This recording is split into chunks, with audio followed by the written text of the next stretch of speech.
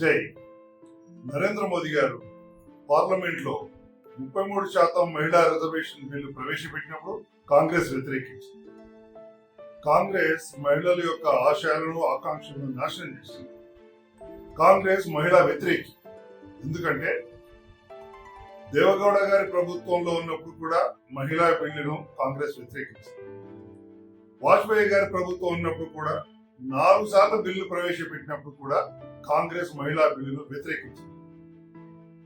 అంతేకాకుండా కాంగ్రెస్ ప్రభుత్వంలో ఉన్నప్పుడు రాజ్యసభలో మహిళా రిజర్వేషన్ బిల్లు పాస్ అయినా కూడా లోక్సభలో ప్రవేశపెట్టలేదు.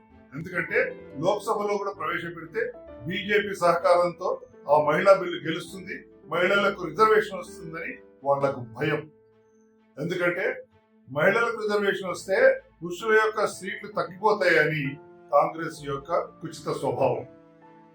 అందుకే చరిత్రాత్మకంగా కాంగ్రెస్ మహిళలకు వ్యతిరేకంగానే పనిచేస్తుంది, కానీ మహిళలకు సాధికారత ఇవ్వడానికి చిత్తశుద్ధి లేదు.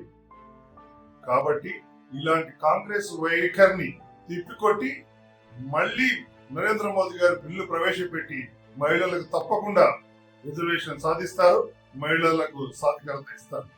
వందే మాతరం.